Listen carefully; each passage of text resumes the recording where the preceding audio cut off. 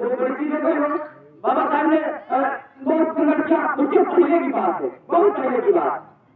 तब शुरुआत की नगेली ने, उसने कहा मैं आज से आसन ढक के चलूंगी, जिसको आपत्ति हो जो सजा देना चाहते।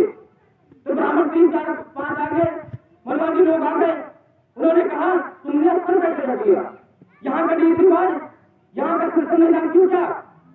तो उन्होंने कहा मैं सब जानती हूँ, जो रकम जो चीजें चुकानी हो बताइए, मैं इसका चुका दूंगा। जैसे होता ना कि कोई चीज का किराया देना पड़ता है, टैक्स देना पड़ता है ना, पहले हम लोग लगान देते थे अपनी अपनी जमीनों को ना, उसी प्रकार से अस्तर ढकने का भी हम लोगों को कर देना पड़ता था, टैक्स देना पड़ता था। तो हमारे समाज का इतना बड़ा टैक्स ले लेते थे कि कोई समाज का अपना आदमी टैक्स दे ही नहीं पाता, जो नहीं दे पाएगा तो सबको अपन खोल कर चलना पड़ेगा। ये उन लोगों की उन जरूर सिस्टम था जिससे उन लोगों को मनोरंजन मिल सके। लोग बदतमीजी को उतारू थे ना, हमारे समाज के लोग विरोध नहीं कर पाते थे। नबेली ने कहा मैं इसके लिए तैयार हूँ, जितनी भी बलिदान मुझे देना पड़े, जितनी भी कुर्बानी देनी पड़े, लेकिन मैं आसन ढक के चलूंगी। तो ब्राह्मण 3 4 आगे, मनवादी लोग आगे, कहा कि आपने आसन क्यों कहा है, यहाँ का रीति रिवाज नहीं जानती हो? नहीं जानते हैं, जो चीज पड़ती हो, जितना रुपया पैसा लगता है मैं दूंगी। उन्होंने कहा ठीक है, 3 4 दिन बाद आते हैं, जितना भी लगेगा आपको देना पड़ेगा। उन्होंने कहा ठीक है।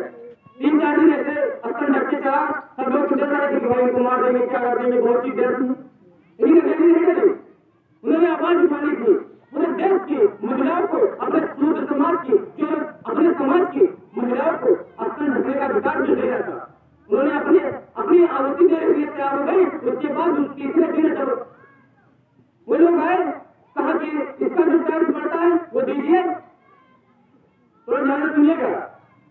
तो नबी ने कहा बताइए कितना हुआ, तो उनकी बदतमीजी देखिए। उन्होंने कहा जितना वजन होगा आपके वो वजन के हिसाब से उसका टैक्स बढ़ेगा। आप समझिए कितनी बदतमीजी है कि उनको मनोरंजन का सूझ रहा। अभी भी हमारे समाज की महिलाओं के साथ इतनी बदतमीजी की जाती थी, तब भी हमारा समाज अभी सुधरने का नाम नहीं ले रहा है, उस इतिहास को समझ नहीं रहा है जिस इतिहास को झेलता है हमारे सोचे झेलते आए। तब नबी ने कहा जितना वजन करना हो जिस हिसाब से बताइए, वजन किया, उसके बाद बताया कितना हुआ, उसके बाद अंदर गई अपने घर और एक हथियार लिया, उसके बाद अपने स्तन काट के लाई और एक पत्थर में दे दिया। कहा इससे जितना तुमको मनोरंजन सूझ रहा हो, जितना टैक्स लग रहा हो उधर लगा दीजिए, उससे ले लीजिएगा। इसी को तुम्हारे आपत्ति है ढकने के लिए ना, तो आप इसी को ले जाइए। काट के देख लिया, उसके बाद खून ज्यादा बह गया, नजरी वहीं काट के मर गई, उसका पति आत्महत्या कर लिया। तब से आवाज उठी और पूरे देश विदेशों में गई। उसके बाद हमारे समाज की महिलाओं को आसन ढकने का शुरुआत हुई धीरे धीरे। 1600 ईस्वी में टीपू सुल्तान ने शुरुआत की। 1600 ईस्वी में टीपू सुल्तान ने एक नियम बना दिया कि किसी भी महिला को आसन बिना ढके नहीं जाना है, जो चाहे ढक सकता है, नहीं चाहे तो नहीं ढक सकता। तब हमारे समाज को टीपू सुल्तान ने नियम बनाया, कहा इस पर जो आपत्ति करेगा उसको मृत्युदंड मिलेगा। तो हजारों ब्राह्मण इसी आपत्ति के चक्कर में मर गए। टीपू सुल्तान ने उनको सजा दे दी थी कि किसी की महिला को रोक नहीं सकते हो कि आसन न ढके। तब टीपू सुल्तान का एहसान मानिए, हम लोग एहसान मानिए अपने समाज के लोग कि टीपू सुल्तान ने नियम न बनाया होता तो आज हमारे समाज की महिलाओं की इज्जत न रखी होती। तो हम आपको समझना पड़ेगा कि हजारों वर्ष 5-6 हजार वर्षों से हमारे समाज के लोग देवी देवताओं को मानते आए हैं। कोई देवी देवता का बता दे कि हमारे समाज की महिलाओं को, हमारे समाज के लोगों को हक और अधिकार के लिए लड़ा हो, कोई भी हो, बता दीजिए। कोई देवी देवता हमारे समाज के लिए लड़ा हो, हमारे समाज की महिलाओं की इज्जत के लिए लड़ा हो, कोई कुछ नहीं किया। 5000 वर्षों से हमारा समाज मानता चला आया। चले गए देवी देवता, उनके सामने हम उनका मानते हैं। तो हमारे समाज के लोग लगातार 5000 वर्षों से उन देवी देवताओं को मानते चले आए। आज तक क्यों हमारे समाज के लिए उन भगवानों ने क्यों नहीं किया कुछ? क्या हम लोग दान पुण्य नारियल चुनरी क्या हम लोग चढ़ाएंगे? हमको भी मिलना चाहिए कुछ तो समझना चाहिए। जिस बाबा साहब ने मिशन को चलाया, उसके बाद बाबा साहब जब अंतिम सांसें गिर रहे थे, तब बाबा साहब को बड़ी सोच आ रही थी मेरे बाद कौन मेरा क्योंकि उनके चारों पुत्र मर गए भाई, उनका पूरा परिवार तो छिन्न भिन्न हो गया था। हम आपके लिए लड़ते लड़ते वो जान दे दिया। तो बाबा साहब के बाद मानव कांशीराम साहब ने बाबा साहब की जो किताबें भी बताया मैं कि पढ़े, और उसके बाद उनकी क्रांति आई और उन्होंने सोचा कि इस नौकरी से मैं क्या कर सकता हूँ, अपना परिवार चला सकता हूँ ज्यादा से ज्यादा। लेकिन बाबा साहब जिन्होंने अकेले दम पर पूरे भारत के शूद्रों को, हजारों करोड़ों शूद्रों को हक और अधिकार दे दिया, उन बाबा साहब मंच पर उपस्थित सभी गणमान्यों का मैं हार्दिक स्वागत एवं अभिनंदन करता हूँ। सर्वप्रथम करुणा के सागर भगवान गौतम बुद्ध, बाबा साहब डॉक्टर भीमराव अम्बेडकर व हमारे सभी महापुरुषों को नमन करते हुए प्रांगण में उपस्थित सभी माताएं, बहनें, युवा साथी और जितने भी यहाँ बुजुर्ग बुजुर्ग हमारे अभिभावक के रूप में उपस्थित है, सभी का मैं हार्दिक स्वागत एवं अभिनंदन करता हूँ। आप सभी साथी जो वहाँ सड़क पे खड़े हैं और जो इधर उधर देख रहे हैं, आप लोग थोड़ा देर 5-10 मिनट का टाइम है, शायद मीटिंग का समापन भी होगा। इसके बाद आप लोग हो सके तो मंच पे आ जाइए, या जहाँ भी है थोड़ा से जो हम लोग बोल रहे हैं या कोई भी बोले तो उसको सुन लीजिए। 5-10 मिनट का है, मुझे सुनना है या हमें आपको सुनाना चाहता हूँ या कुछ बताना चाहता हूँ, तो आप लोग ध्यान से सुनिएगा। 5-10 मिनट बोल पाऊंगा शायद, और आप लोग इसके बाद रोज बात करिएगा। आप लोग रोज रहते हैं यहाँ, रोज खत्म रहते हैं, तो आप लोग बात करिएगा। मुझे 5-10 मिनट आप लोग दे दीजिएगा, मैं आपका बहुत बड़ा आभारी रहूंगा। जितने भी साथी यहाँ उपस्थित हैं, जितने क्रांतिकारी युवा साथी हैं, जितेंद्र भाई का मैं हार्दिक जो स्वागत करता हूँ, उनके विचारधारा को, उन लोग जो उनकी सोच है उनका मैं बहुत बड़ा आभारी रहूंगा। और जो इनकी टीम है, जो यहाँ की 10वां ग्राम सभा की जो टीम है, जिन्होंने मुझे बार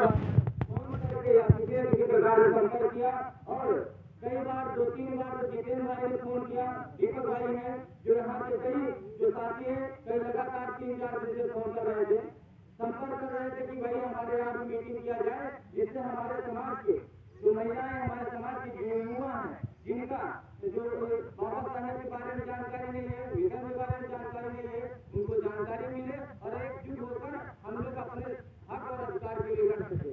इसके लिए आप लोग 5-10 मिनट या आधा घंटा 2 घंटा जितना भी समय हो सके आप लोग आइए। तो मुझे बड़ी खुशी मिली कि जितेंद्र भाई को 3 दिन से लगातार कर रहे हैं, तो मुझे लगा कि भाई आवश्यकता है, तो हम लोगों ने कई मीटिंगें लगी थी, लेकिन उसको हटाकर भाई के लिए ध्यान हम लोगों ने कहा चलो ठीक है यहाँ रखा जाए और अच्छे से किया जाए। सलवन साइड का जो एरिया है, इधर हम लोग बहुत कम आते हैं। सारा अमेठी का जो पोर्शन है, राजनीति का जो क्षेत्र है, इधर सलवन साइड थोड़ा सा कम प्रचारित है, क्योंकि यहाँ मीटिंग कराता कोई नहीं है। जो भी साथी यहाँ करने साथी मीटिंग करा है, मैं उनका भाई हार्दिक स्वागत अभिनंदन करता हूँ, उनका आभारी हूँ। मैं किसी राजनीतिक पार्टी से संबंध नहीं रखता हूँ, न किसी राजनीतिक पार्टी का कोई प्रचारक। मेरा संगठन है, हम लोग अपना, हम आपका संगठन का मतलब कोई राजनीतिक स्तर से या कोई हस्तक्षेप करने का मामला नहीं है। मामला इसका है कि हमारे समाज के साथ शोषण अत्याचार हो रहा है, लगातार शोषण हो रहा है, इसके खिलाफ जो आवाज बुलंद करनी है, उस आवाज को बनाने के लिए एक-एक गांव से एक-एक युवा को निकालना पड़ेगा। तब हमारे समाज की युवाओं को, हमारे महिलाओं को, हमारे समाज की जो पूर्व बुजुर्ग है, उनका स्वाभिमान, उनका इज्जत बचेगा। नहीं तो हम लोग इसी तरह मार खाते रहेंगे, इसी तरह हमारे समाज के ऊपर अत्याचार होता रहेगा, हम लोग देखते रह जाएंगे। हमारे समाज के साथ हजारों वर्षों से हमारे समाज के साथ शोषण होता आया है, हम लोग क्यों नहीं बोल पाते हैं? इसका बहुत बड़ा रीजन है क्योंकि संगठन नहीं है। बार-बार सभी युवा कह रहे थे, बार-बार सभी लोगों ने बताया कि हम लोग क्यों, हमारा समाज मार खा रहा है, हमारे समाज का शोषण क्यों हो रहा है, हमारी माताओं बहनों की इज्जत लूटी जा रही है, कोई बोलता क्यों नहीं है? पुलिस प्रशासन है, सब है, नेता भी है यहाँ के, लेकिन हमारे समाज के लिए कोई बोलता क्यों नहीं है? समस्या इस बात की है कि आप गरीब हो, समस्या इस बात की है कि आप संगठित नहीं हो, जागरूक नहीं हो, शिक्षित नहीं हो। नहीं भी है स्थिति जो हमारे समाज के साथ होती है, सबके साथ क्यों नहीं होती है? क्यों हमारे समाज के साथ शोषण होता है? तो हमको समझना पड़ेगा और इतना ध्यान रखना पड़ेगा कि आज से पढ़ लीजिए, जो युवा है उनके कंधे पर समाज का बोझ है, उन लोगों को आगे ले जाना है, समाज को बढ़ाना है। तो युवा जितने हैं सभी लोग सतर्क होकर, एकजुट होकर, जागरूक होकर आप लोग लगातार अपने समाज के बाबा साहब के मिशन को बढ़ाने के लिए लगातार हम लोगों के साथ कंधे से कंधा कंधा मिलाकर साथ देते रहिए। मेरा वादा है, मेरे सभी युवाओं का यह वादा है कि आपके कंधे से कंधा मिलाकर आपके दुख सुख में कहीं भी आप कहिएगा, रात के 12 बजे आप लोग कहिएगा, कहीं कोई परेशानी कोई दिक्कत होती है आपके साथ में खड़ा रहूंगा। हमारे जितने युवा साथी आपके साथ खड़े रहेंगे। कोई नेतागिरी करने हम लोग नहीं आए। आप लोगों से जो समाज का सुधार है, समाज की जो समस्या है उसको आप लोग रखिए। जो आपकी समस्या है हम लोग सुनेंगे, या मुझसे नहीं होता है हम लोग आगे को रखेंगे जिससे आपकी समस्या को सुलझाया जा सके। जितने भी साथी अभी तक बोले हैं, जिन्होंने अपनी बात की है, सभी ने फोकस किया है कि शिक्षा मेन चीज है। हम आज शिक्षित न होते, पढ़े लिखे न होते तो आज मेरी औकात न होती है बोलने बैठने की। और सबसे बड़ी चीज है शिक्षा हम लोगों से बहुत हजारों वर्षों में छीना गया। शिक्षित हम लोग हमारे पूर्वज जितने हमारे जो पूर्व बुजुर्ग होंगे वो पढ़े लिखे कम क्यों है? क्योंकि उनको पढ़ाया लिखाया नहीं गया। हम लोग आज शिक्षित क्यों हो रहे हैं? क्योंकि हमें पढ़ाया लिखा जाता है। किस लिए पढ़ाया लिखा जाता है? बाबा साहब का संविधान में होता तो हम लोगों को सूत्रों को, अच्छा सूत्र में कौन आते हैं? किसी को गर्व होगा कि हम लोग सूत्र ही नहीं। क्यों मुझे जितने होते हमारे समाज में है, हम लोग एक है, लेकिन उनको लगता है कि मैं सूत्र नहीं हूँ। पर हमारे सब सूत्र है। इनको जो धर्म है ये धर्म निकाल दे। उनको समझना चाहिए कि शूद्रों को पढ़ने लिखने का अधिकार नहीं था, शूद्रों को पानी पीने का अधिकार नहीं था, शूद्रों को कपड़ा पहनने का अधिकार नहीं था, शूद्रों को किसी कुर्सी पे किसी चीज पे बैठने का अधिकार नहीं था। आपको समझना पड़ेगा कि आप हम जानवर से विभक्त करते नालियों के कीड़े की तरह रेंगते हमारी उससे गिर गई। हमारे पुरखों को इतना अत्याचार हुआ वो आज तक हमें याद है, इतिहासों में लिखा है। मैं कोई अपनी मनगढ़ंत कहानी नहीं बताने आया हूँ। आपको समझना पड़ेगा कि हमारे समाज पर लगातार शोषण अत्याचार होता है। हमारे बहन बेटियों की इज्जत लूटी गई, हम लोग कुछ नहीं कर पाए। कब तक ये चलता रहेगा इसको ध्यान देना है। और एक दिमाग में एक क्रांति लानी है कि हमारे समाज का कहीं भी अब कुछ भी हुआ तो हम लोगों को ईट से ईट बजा देना है। इतने इसके लिए तैयार रहिए साथी, इसके लिए तैयार रहिए। जितना एक शरीर में 5-6 लीटर का खून होता है उतना उनके भी अंदर है और हमारे भी अंदर है। तो आप हमारे समझना पड़ेगा कि हमारे माताओं बहनों के साथ कोई दुराचार करता, कोई अत्याचार करता, हमारे बुढ़ बुजुर्गों का कोई अपमान करता है तो हम वहाँ खून बहाने के लिए भी तैयार है। इसके लिए भी तैयार रहिए आप लोग। तो समझना पड़ेगा कि बाबा साहब का मिशन लेकर चला हूँ। बाबा साहब का मिशन बहुत कम उम्र में लेकर चला हूँ, लेकिन बाबा साहब का मिशन है तो हमारे अंदर खून जो है तेजी रफ्तार में, इसलिए क्योंकि बाबा साहब मिशन बढ़ाने वाला यदि आज होता तो हमें जरूरत न पड़ती पढ़ाई की। साइड में रखकर पढ़ाई भी करते हैं लोग। जरूरी जितने साथी यहाँ से पढ़ रहे हैं, जितने भी साथी और हमारे जुड़ते भी हैं वो भी पढ़ते हैं, लेकिन बाबा साहब के मिशन के लिए हम लोगों को आगे बढ़ाना है। क्यों? क्योंकि बाबा साहब का मिशन बढ़ाने वाला कोई नहीं है। मानव कांशीराम साहब ने अपनी नौकरी छोड़ दी इस मिशन के लिए। बाबा साहब के मिशन के लिए मानव कांशीराम साहब ने नौकरी छोड़ दी और नौकरी छोड़ने के बाद बाबा साहब का मिशन बढ़ाया। क्यों बढ़ाया? बाबा साहब की 2 किताबें पढ़ ली थी।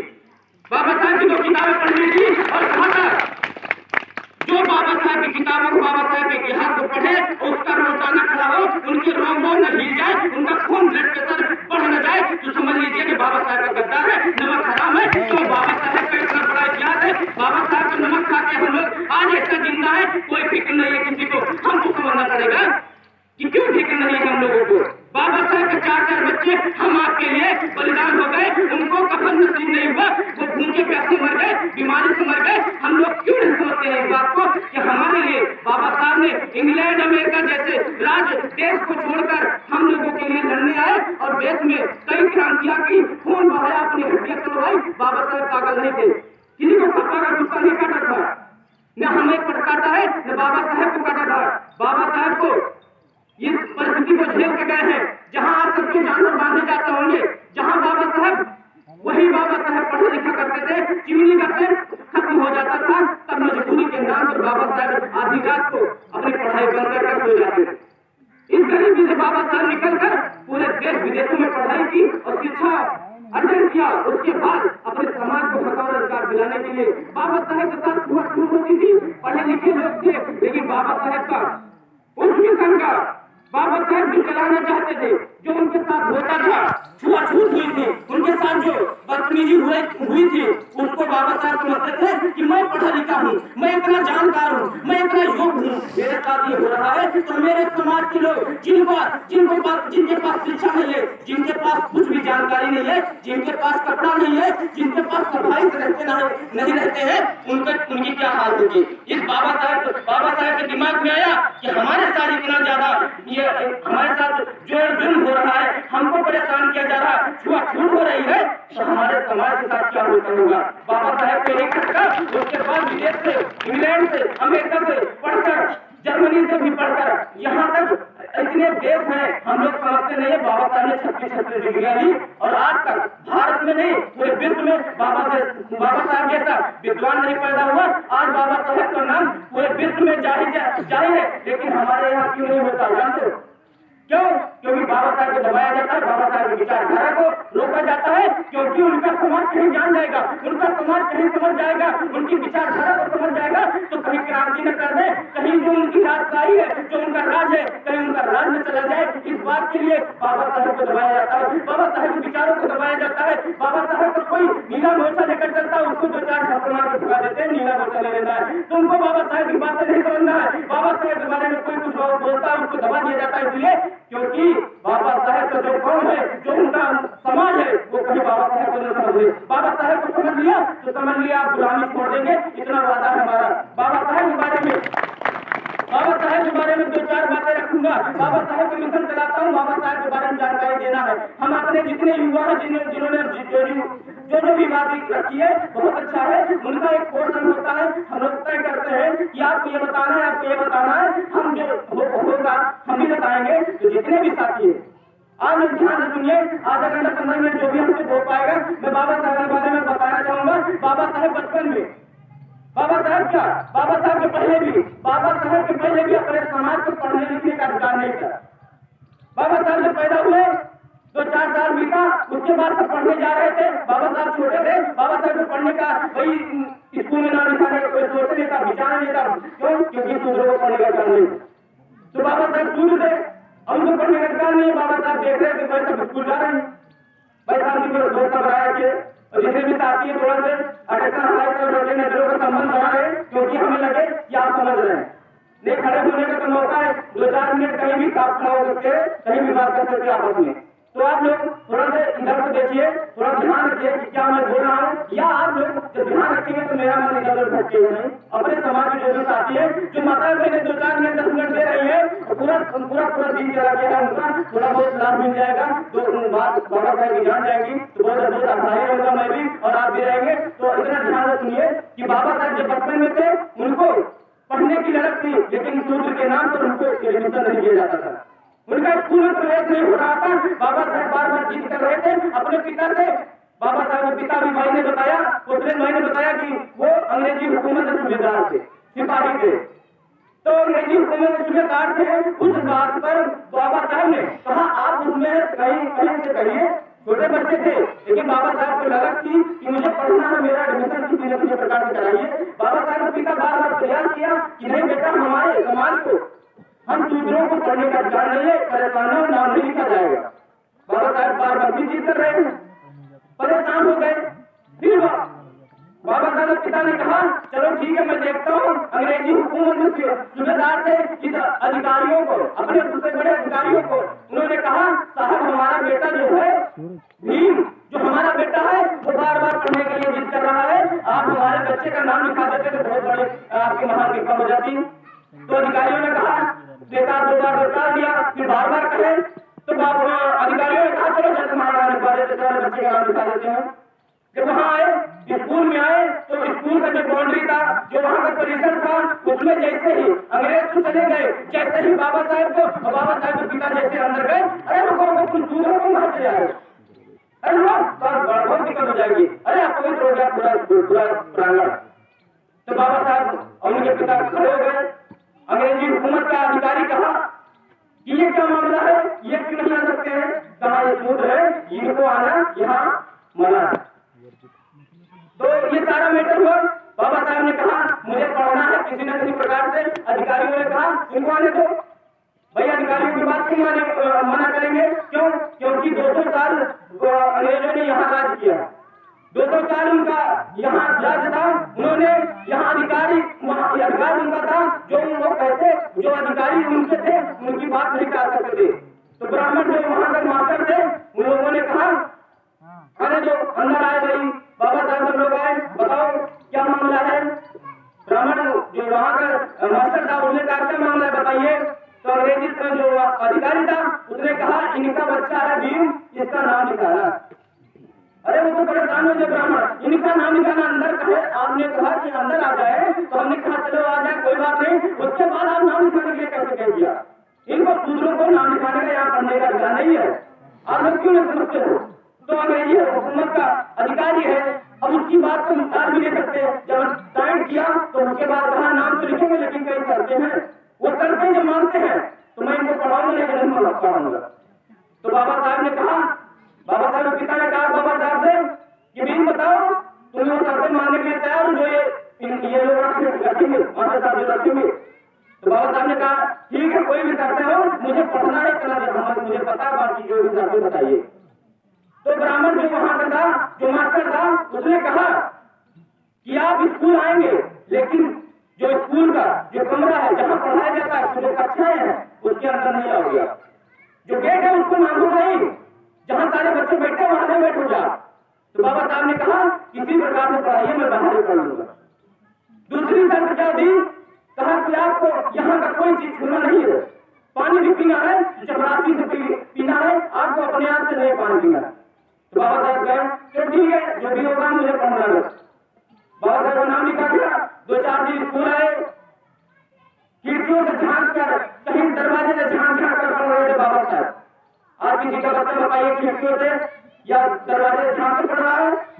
कोई बता दे यहाँ नहीं पढ़ रहा होगा, सबको बराबर बैठाया जाता होगा जो क्लास में पढ़ता होगा। आज बाबा साहब ने खिड़कियों से झांक कर, दरवाजे से झांक कर पढ़ा। बाबा साहब ने पढ़ा, 2-4 दिन बीत गया।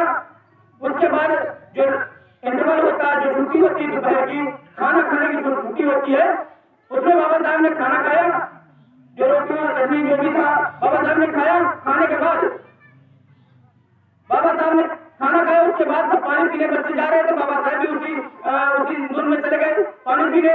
नल के पास जैसे पहुंचे, टीचर ने और सब जो वहां के बच्चे थे तुमको समझ में आता, तुमने शर्तें मानी है कि किसी चीज को छूना नहीं, तुम कैसे पानी पीने चले गए? डाटा।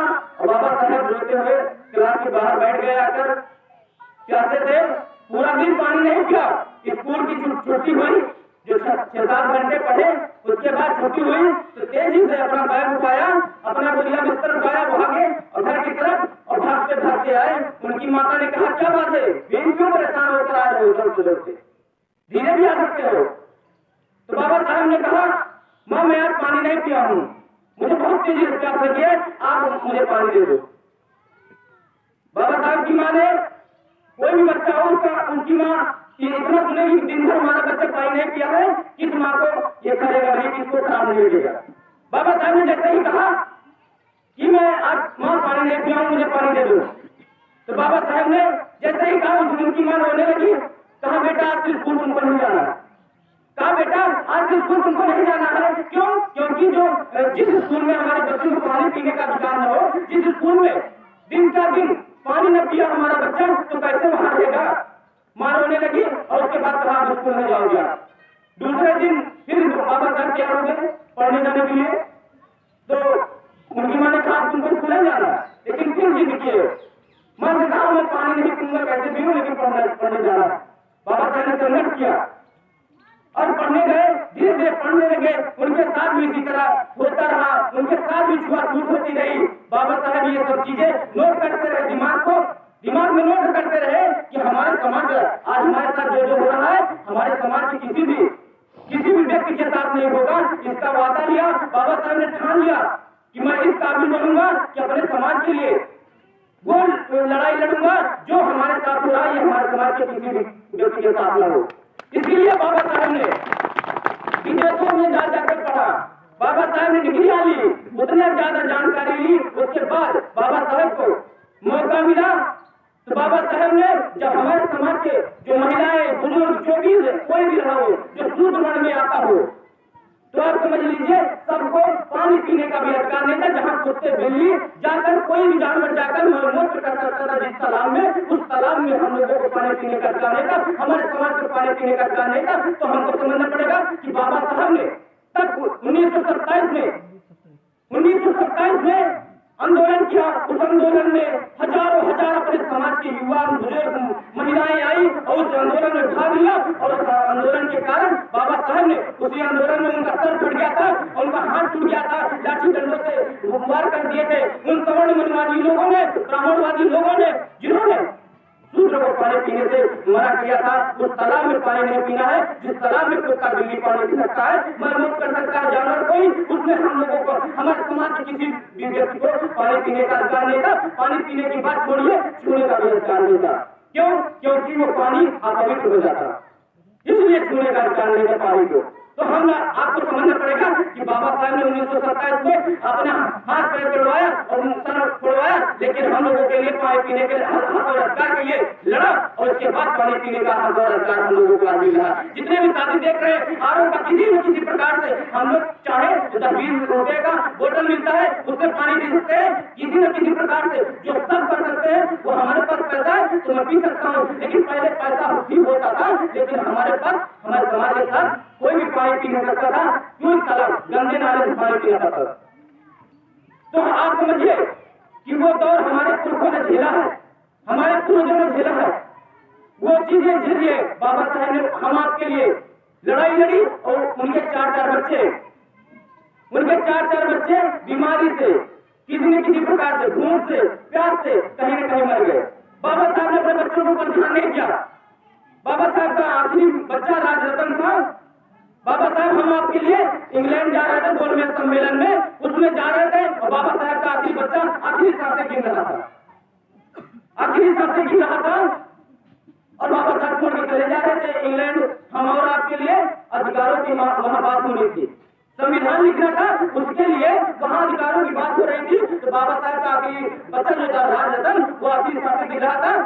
तो बाबा साहब स्टेशन में बैठे थे, उनके बड़े भाई आए दौड़ते दौड़ते, बाबा साहब से कहा, भीम तुम कहाँ जा रहे हो? तुम्हारा बच्चा तो आखिरी सांसें गिन रहा, तुम्हारा नाम बार बार ले रहा है और तुम कहाँ जा रहे हो?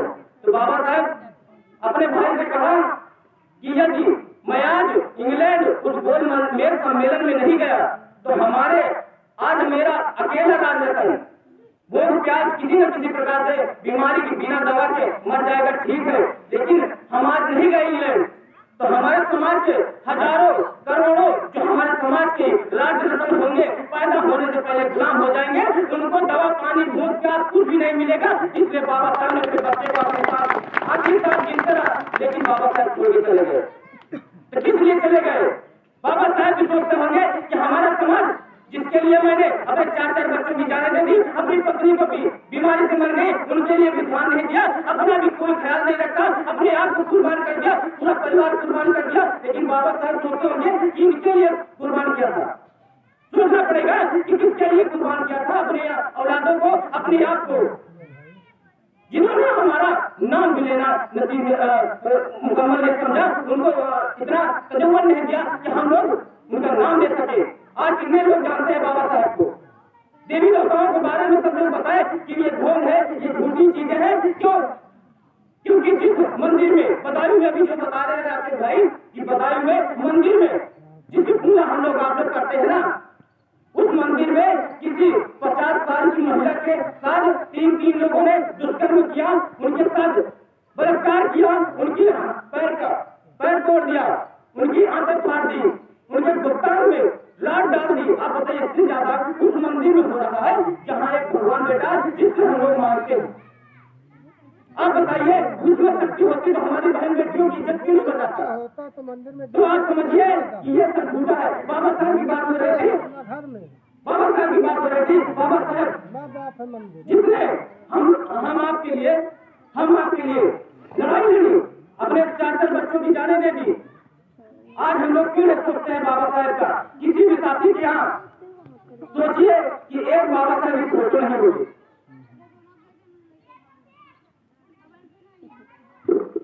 किसी के भी यहाँ, मैं तो जानता हूँ, यहाँ तक हमारे बाप पढ़े लिखे थे, हमारे से भूल गए, थोड़े पढ़े लिखे थे, लेकिन बाबा साहब फोटो नहीं रखते, उनको पता नहीं था। हमारे समाज के लोगों को जिसने हमारा उद्धार किया, जिसकी वजह से हम हैं, जिसके नमक खाकर हम लोग हैं। आज जितने लोग नौकरी में हैं, जितने लोग प्रधान हैं, जितने लोग यहाँ से प्रधानमंत्री तक हैं, अपने समाज के लोग, उनको समझना चाहिए कि आज जिसका नमक खाकर हम लोग आज इतनी बड़ी कुर्सी पर बैठे हैं, आज हमारे तन पे कपड़ा है, पैर में जूते हैं, टाई बेल्ट सूट में हम लोग घूमते हैं, हमारे बच्चे पढ़ने जाते हैं, किसी का भेदभाव नहीं होता है, तो बाबा साहब की देन है। कुर्सी में बैठने का अधिकार भी हम लोगों को मिला है, नहीं तो खटिया को भी उठ जाते थे। हमारे यहाँ के जो लम्बादार महाराज जाते थे, सबको याद होगा, सबको याद होगा। अपने बूढ़ बुजुर्गों से, अपने रिश्तेदारों से पूछ लीजिएगा कि खटिया में बैठने का अधिकार भी हम लोगों को नहीं था। हमारी माता बहनों को समझना पड़ेगा। थोड़ा ध्यान से सुनिएगा, 5 मिनट 10 मिनट और को मैं बोल सकता हूँ, तो आप लोग जितनी देर शांति बैठेंगे उतनी देर में बोलना नहीं। उसके बाद मैं भी बोलना जानता हूँ, मैं मुझे समय नहीं है, मैं भी करना चाहता हूँ, मैं भी कर सकता हूँ। तो आप लोग थोड़ा शांति बनाए रखिए, तब बोल सकता हूँ। अपने समाज की महिलाओं को जो साड़ियाँ पूरी पहनती है, जो भी चीजें होती है, बाबा साहब ने देखा, मीटिंग कर रहे थे, बाबा साहब ने देखा कि हमारे समाज की महिलाएं आती तो है मीटिंग में, लेकिन उनके तन पे कपड़ा नहीं होता है, पूरी साड़ी नहीं पहन पाती है, उनको घुटनों तक साड़ी पहननी पड़ती थी, जबरदस्ती उनकी शौक नहीं थी, उनके पास कपड़ा था लेकिन पहनने का अधिकार नहीं था। बाबा साहब ने कहा अगले दिन तुम लोग पूरी साड़ी पहन के आना, देखता हूँ इसके लिए कौन रोकता है और उसके लिए मैं आंदोलन करूंगा। तब बाबा साहब ने आंदोलन किया, उसके बाद हमारे समाज की महिलाओं को कपड़ा पूरी साड़ी पहनने का अधिकार मिला। हमारे समाज के यहाँ मत कोई बदतमीजी इस तरह बात नहीं करने आया हूँ, उन जरूर क्यों, क्योंकि हमारे समाज का इतिहास यही है। तुम मैं ना बताऊं तो आप लोग कैसे जाएंगे, या इतिहास को नहीं समझोगे कैसे समझोगे भाई हमारे समाज के साथ क्या हुआ था। हमारे समाज की महिलाओं को स्तंभ ढकने का विरोध नहीं था।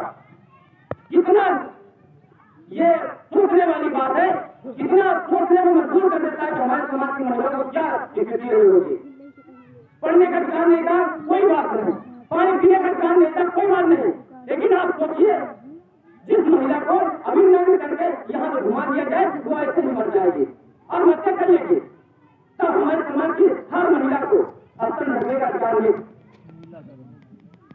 आपको समझना पड़ेगा कि उस अधिकार के लिए इतनी बड़ी रकम चुकानी पड़ती थी कि किसी की बस की बात ही नहीं। इसके लिए केरल में एक मंदिर अभी भी बनाई गई है, लेकिन जो मूर्ति लगाई गई है उस महिला का, नगेली महिला ने इसके लिए पहली बार आंदोलन एक आवाज उठाई। तो आपको समझना पड़ेगा केरल में शुरुआत हुई, उस महिला ने कहा मैं स्तन ढकूंगी, जो चाहे जो सजा देना हो दे दीजिए। तो ब्राह्मणों ने कहा नहीं,